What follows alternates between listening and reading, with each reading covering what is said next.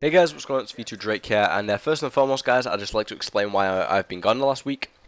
I've been quite ill, and my voice was really hurting, so I didn't really want to put out like if I'd done like a commentary that was like 6-7 minutes long, like a couple of days ago, my voice would really hurt and my throat would dry up, and it really painful.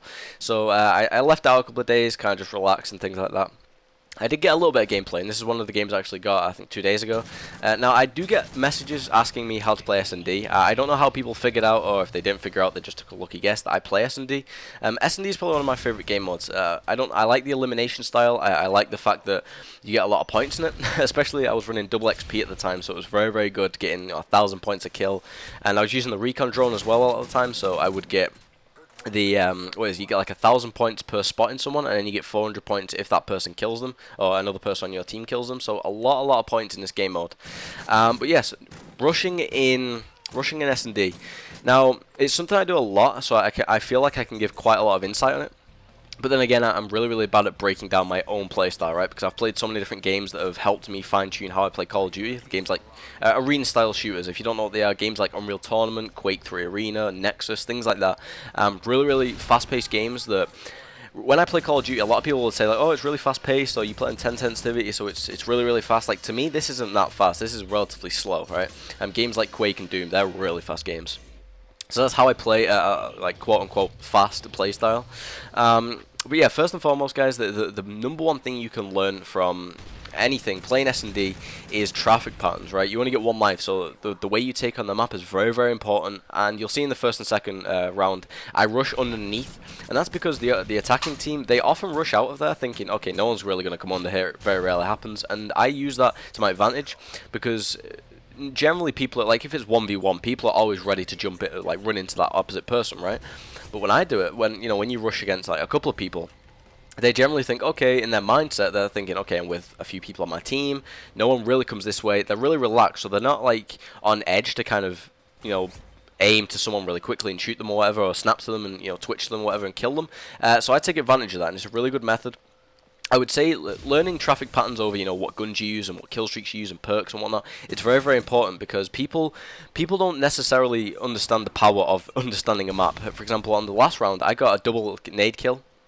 Very effective, right? If you know nade spots and places to rush, whatnot, it's really effective over what gun you use, okay? Because if you're able to flank somebody every time, I mean, I know this isn't possible. If your flank ratio is 100%, right? Like every time you say, "Oh, I'm gonna flank someone," and you happen to, 100% of the time it works, you can use anything you want. You could knife only if you have a really good map knowledge. Okay, so, preference your knowledge over what gun you're using and perks and whatnot. If I was to choose a gun, it would probably be like an assault rifle because a lot of the time they help out. A lot of maps on this game are they have long range, long sightlines, so I mean, again, I'm using the red dot on an AK, not my best idea. I did just rank up, so I honestly now I use the silencer, so I would say that use something like the G36C with the silencer and kick, or the AK with kick and silencer, because you want that accuracy, right? You want that accuracy to just nail people all the time without fail. Silence weapons are probably better. I mean, like I said, I'm using the red dot, which is really stupid, but so yes, knowledge is power, guys. In terms of kill streaks, don't use the assault package, use the support. I'm not a big fan of support package. I honestly think it rewards bad players. But in terms of S&D, I think it's really good. You only get one life, so I think then you can use it.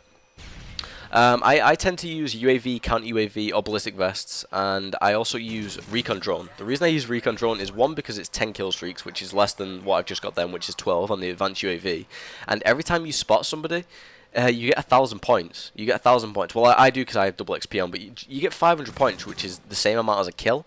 And then if your teammate kills them, you get 400 points or 200 points if you don't have double XP.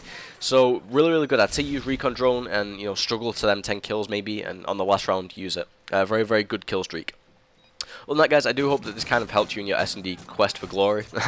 If you could answer the question of the day, which is, again, favorite game mode in Call of Duty history, it could be War from World at War, or it could be Kill Confirmed.